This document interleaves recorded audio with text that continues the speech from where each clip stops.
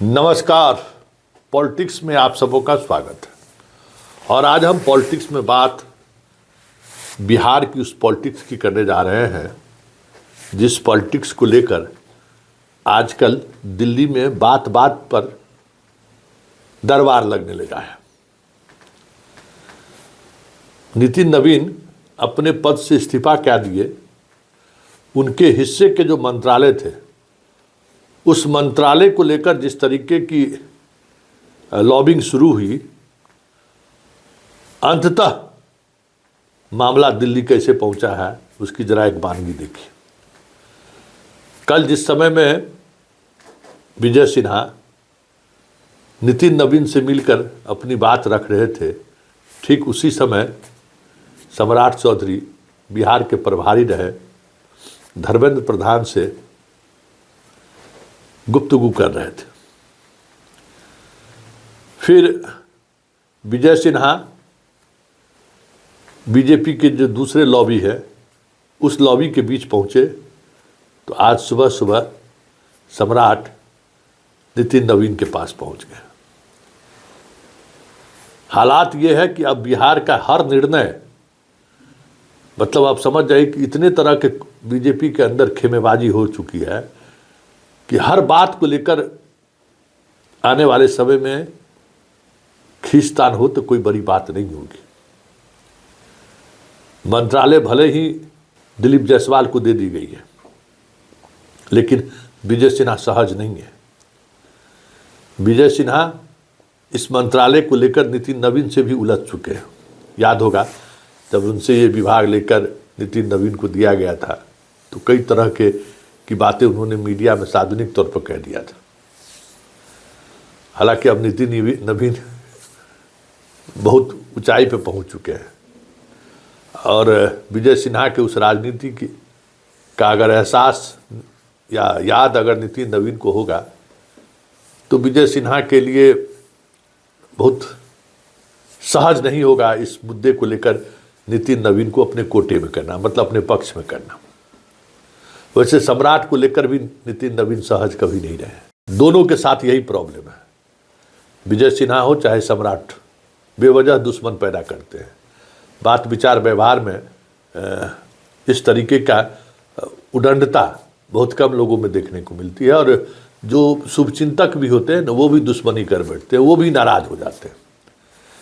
इस दोनों के नाराजगी का लाभ फिलहाल दिलीप जायसवाल को मिलता हुआ दिख रहा है कि इस दोनों से तो लोग नाराज हैं ही, ऊपर लेवल पर भी भले शाह तवज्जो दे रहे हों सम्राट को, भले मोदी जी चले गए हों विजय सिन्हा के बेटे के रिसेप्शन में, ये अलग बात है। लेकिन जो बीजेपी का सेकंड लेयर का जो नेता है वो इस दोनों नेता से असहज है।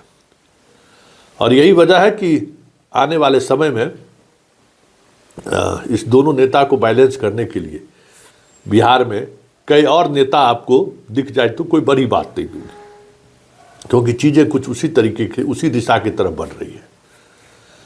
पथ निर्माण विभाग को लेकर घमासान है, ये साफ दिख रहा है। और जिस तरीके का घमासान है वो घमासान कहीं न कहीं बीजेपी के केंद्रीय नेतृत्व को असहज कर रहा है। एक मंत्री पद को लेकर बात दिल्ली पहुंच जाए तो आप समझ सकते हैं कि भाई वो भी विभाग के चार्ज को लेकर शुरू से ही कह सकते हैं कि विजय सिन्हा इस दोनों विभाग को लेकर सहज नहीं थे। दोनों विभाग उनके लिए सरदर्द ही हैं। पथ निर्माण उनका सबसे चाहता विभाग है और पथ निर्माण में इस बार भी नितिन नवीन की लॉटरी लग गई थी और अब नितिन नवीन के छोड़ने के बाद उन्हें लग रहा था कि ये विभाग हम पहले देखे हुए तो हमें मिलेगा, लेकिन मिल गया नगर विकास। तो ये सारी चीज़ें ऐसी इस तरीके से चल रही है जो बिहार में एक अलग तरीके की बीजेपी के अंदर गुटबाजी शुरू हो गई है। और वो गुटबाजी आने वाले समय में बिहार बीजेपी के लिए भले ही प्रदेश अध्यक्ष के तौर पर एक सुलझे हुए व्यक्ति को बिठाया गया है। संजय सरावगी इस तरीके की लॉबिंग से हमेशा बचते रहे हैं, लॉबी से दूर रहे हैं, लेकिन लॉबिंग नहीं करने के बाद राजनीति है ना, आपको राजनीति करने पर मजबूर कर देगा। तो ये जो दो उप है, इस दो उप की वजह से जो बीजेपी के अंदर में जो असहजता है, उसको संजय सरावगी किस तरीके से लेते हैं, ये देखने वाली बात होगी। संजय सरावगी अगर किसी के पक्ष में खड़े हो जाएंगे तब तो बहुत मुश्किल होगा, क्योंकि अब दिलीप जायसवाल भी एक पक्ष पैदा ले लिया है। दिलीप जायसवाल की भी महत्वाकांक्षा बढ़ने लगी है। दो बार प्रदेश अध्यक्ष, फिर कार्यकारी, फिर प्रदेश अध्यक्ष, फिर मंत्री वो नहीं जाना चाहते थे, फिर मंत्री में भेजा गया। कई तरह की चीज़ें हैं, इसलिए संजय सरावगी के लिए वो भी काफ़ी महत्वपूर्ण रहेगा कि बैलेंस बनाकर चलिए, क्योंकि थोड़ा भी बैलेंस गड़बड़ाया तो फिर सहज नहीं होगा बिहार संभालना। और एक बात तो तय है कि सम्राट कितना भी सम्राट चौधराहट दिखा दे, बीजेपी के लोग शाह का बर्दाश्त हो इस वजह से जो स्वीकार कर ले, पर्दे के पीछे कोई स्वीकार करने को तैयार नहीं है। हमेशा बीजेपी की सारी लॉबी इनसे असहज है। उस असहजता की वजह से ये थोड़ी परेशानी हो रही है। आज विजय सिन्हा के जगह पर कोई दूसरा उप मुख्यमंत्री होता और वो सहज होते, तब तो वैसे ही सम्राट चौधरी के लिए मुश्किल होता, राह आसान नहीं होता। लेकिन बात वो नहीं है, बात ये है कि आखिर पथ निर्माण विभाग को लेकर सम्राट भी इच्छुक है। ये भी खबर है कि गृह का लेकर गए थे कि गृह विभाग रुतबा रहेगा तो एक अलग मिजाज रहेगा, लेकिन ऐसी कुछ हो नहीं रहा है। गृह विभाग में उनको समझ में आ गया कि मुख्यमंत्री के रहते गृह विभाग का कोई मतलब नहीं है। कहने को हम गृह मंत्री हैं, लेकिन वहाँ कुछ है नहीं, वहाँ तो झुंझुना के अलावा कुछ नहीं है।